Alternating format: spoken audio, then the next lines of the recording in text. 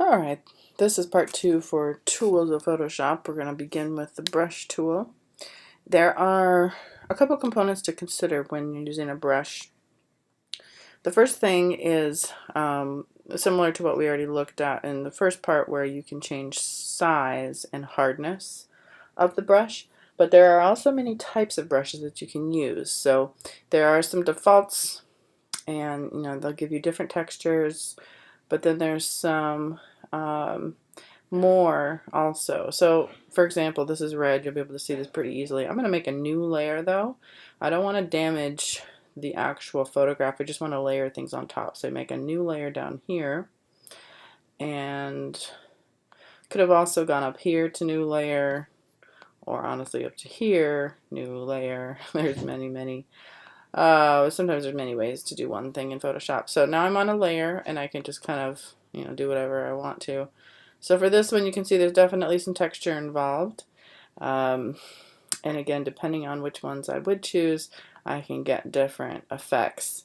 The other aspect here is this is not all the brushes that are available to you. You can come up here to this little gear marker, and there are quite a few other types of brushes here that you can try out. You might want to spend a little time, if you're interested in digital color in any way, going through the brushes just to see what they're capable of. So it'll replace the brushes in the set, and you can kind of look through and decide. Some of these brushes have other aspects that you can change. Some of them, will have limited options, but you can see here, that's definitely a little bit more calligraphic. And can also go over here under window and bring up more possibilities for changing them. So if you bring them up through here, these are really rudimentary. You can choose them, but there's not a lot of choices. And then these ones over here, you can choose, but then you can have more flexibility done here by changing some of these aspects. And again, depending on the brush you choose, there might be different things to try changing. When you don't want to see it, you simply can collapse that and you can pull it up here. Now, this particular icon will not always show up. If it does not and you want to see it, then go to window and pull it up from there. Now, to be honest, I don't use the pencil tool. I don't really see the purpose for it, to be honest, just because you can get everything you need from the brush set as far as I've ever experienced.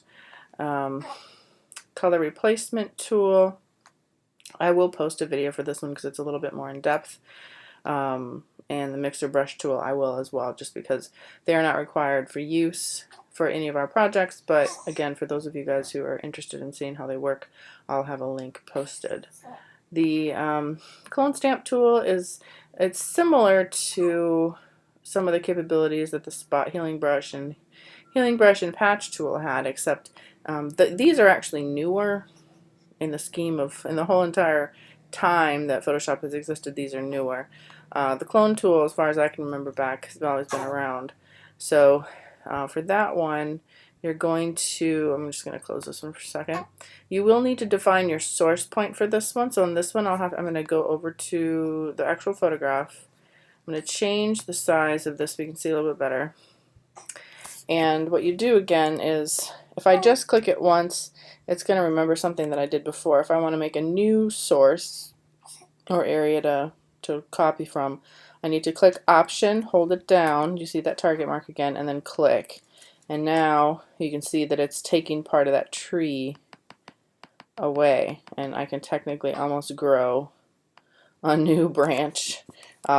It's not always effective, but I find for things like cloning grass and things like that, sometimes sometimes it's effective, even though it is a little bit more rudimentary. You can change the opacity, how thick the coverage is. If I change it way low, for example, you can kind of, it's almost ghosting itself. You barely see it. And this one happens to be copying this one because that's the one that it's in proximity to. Moving on. The history brush tool and the art history brush tool, I'll go ahead and also add videos for that. It's basically just going back and recovering um, some of the original file, and I'll show you how to go back doing it. But that'll be, again, it's not a requirement, so it's just going to be an extra video for you to watch should you want to see how it works. The eraser tool, yeah, you use it from time to time. Again, this is brush related, so you can choose a size, you can choose a hardness, but for this one you can also choose, again, the way that the texture is. So for this one I'm going to go back to that red layer so I can just, you know, kind of walk through some of these ones so you can see pretty clearly how to erase. At times it might be more effective to erase rather than add, subtraction rather than addition for some things is quite an effective way to go. Now, one thing I should mention about well, there's two more underneath the eraser tool. I will have additional links for these because they take longer to explain. And basically, the background eraser tool are, you know, it's effective for something, let's say, where there's a photo shoot and there's a certain background color behind everything, and you want to be able to change that background color, especially if there's like hair involved and it's a model or something like that. It makes it easier to get rid of the background color and replace it with what you wish. The magic eraser tool is somewhat similar, but you have to have a very basic background. It basically just erases it rather than replaces it. So they work similarly, but I will provide links for those as well. Moving on, moving backwards just for a moment, I should have mentioned something about the paint brushes. When you have any kind of brush on a layer, we're going to get more into adjustment layers and blending modes soon, but just so you can see real quick here, these are blending modes, and normally it'll say normal, but there are different ways that this layer with color on it can interact with the background layer or the layer underneath it. So you can see here it goes kind of see-through. Here it's going to punch the color a little bit differently. You just kind of have to walk through and test them out and get some surprises. You'll get used to them and how they work over time. But they can be a fun way to deal with coloration and to get some different kinds of effects as well. Now, moving on to the paint bucket, though technically it will always be showing with the gradient tool instead. That's its primary function. And then again, if you click underneath, you can get the paint bucket. Gradient tool does take a little bit to explain, but I'll go ahead and explain it here rather than in a separate tutorial. The first thing you're going to want to do is to have another layer. And up here, you can choose some real, you know, basic defaults. Some are pretty hideous, some are okay. It kind of depends. And you can just, you know, double click on it, open it up, and then you can change. When you click on it up there, after you've selected something, it'll come up here. So select one that you like, and then again you can click up here and it'll launch the gradient editor. Now the editor is, you know, you can make a new one if you feel like it. I made it from whatever one I had chosen before. These ones can be edited down here. So sometimes it's helpful to start with something that looks similar, like let's say you know you want to go from one color to white, or you know you want to go from a color to a transparency. You can sometimes choose some of these ones and then edit as you go. We'll just call that one a test. And you can move these around. You can change the fuzziness of the blur, you know, based on whichever one you're at. You can see when you click on one, you get their parameters. You can also change color. If you don't like this color, you could come down here and change it. Just double click and edit it. Either that, or if you had where it says foreground, background color, this is foreground in the front, and this is background there. So if you had colors chosen here already, you could choose from there. If you decide that you don't want a specific color, there's too many, you can simply click, hold, and drag off, and it'll change. If you decide you want another one back on, you simply click on the bar, and you get a new one.